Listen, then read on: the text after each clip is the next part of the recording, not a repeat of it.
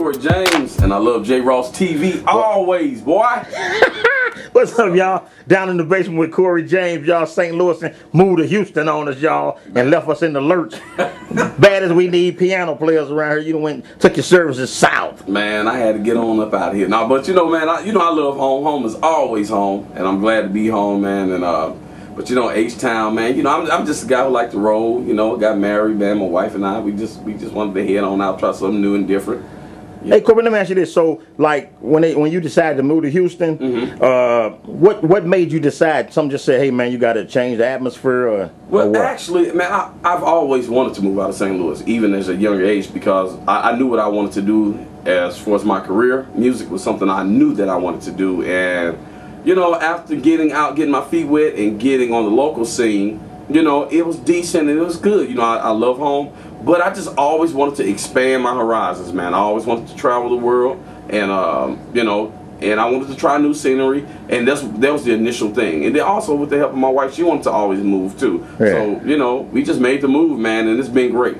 Well, now, how do you find like keeping the family ties together back home? Like when you're in Houston, something go wrong, or you know, one of your nieces crying. You know, you need to talk to somebody. Man, you know, we got Skype, man. Technology is hey. You got Uvu, you got Skype, you got all kind of stuff. Tango, you can do it from your phones now. It used to be just the computer application, but now, man, you got apps on your phone, on your iPhones, your Androids. You know, we can do what we got to do. And sometimes we make arrangements. We come back and visit by flying, train, driving. It doesn't matter because we're family. We do what we have to do to make it happen. Hey, now, Cory, everybody know you as one of the top keyboardists, pianists in the country, but what they don't know is you a hell of a bass player. Man, I mean, you used to give me lessons back in the day.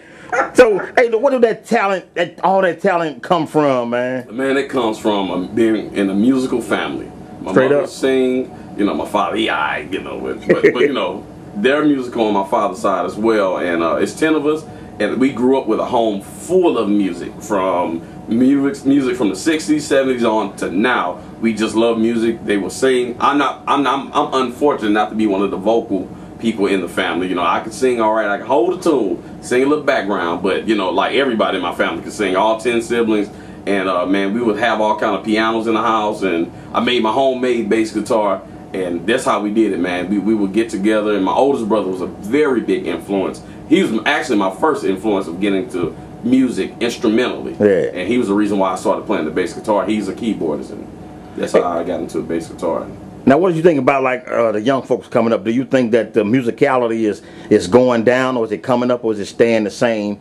And what would you recommend to young cats trying to get out here on the road? Man, the only thing that I see, man, the younger cats that's coming up, man, they're very blessed to have things like YouTube. We didn't have that coming up, man. We just used to have to get the record, the cassette tape, or the CD, and just listen to it raw. They have all kind of things to where you can slow the music down and still keep it in the same key to learn the sax riffs and the keyboard chords, whatever. But man, they're learning fast. What I see now is a lot of the younger cats, they learn a lot of riffs, they learn a lot of patterns, and which is good. And they learn how to play fast. They develop chops. But my thing is, with that, you have to develop a concept to be able to control those patterns, riffs, and those chops. Placement. You got to know where to put what where. Like if you're playing behind a vocalist, I shouldn't be soloing behind the vocalist. I should know the pad as a keyboardist. Pad under them, volume levels, and then when it's time for me to solo, then I could go. Right. And then even when I have a solo, don't come out the gate. I mean, the example I want to use, man, I can't use this example. Now go and use the example. It's too explicit, man.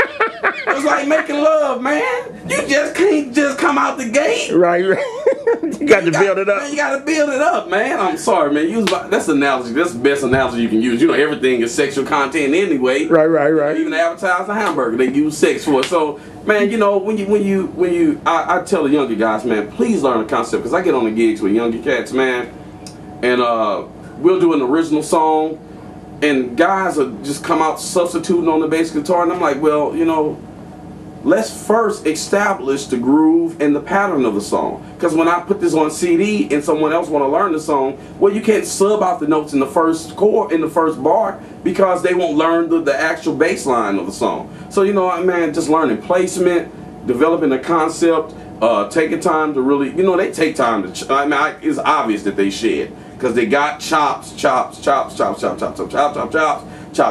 wherever I go, guys got chops, and I have chops too, but you got to know where to put those chops in, man. And so I just tell a lot of young cats, man, work on developing, and even outside of just the music, my main thing is integrity and character, because man, I would rather hire somebody who can halfway play decent, but they're going to be on time, they're going to have the right equipment, they're going to be able to get along, they can take constructive criticism, and they're going to know their music, versus someone who can play a lot of stuff but don't learn the songs. They're going to be at the gig 45 minutes late. They're going to come and have 3 keyboard keys missing off their keyboard. They're going to need an amp.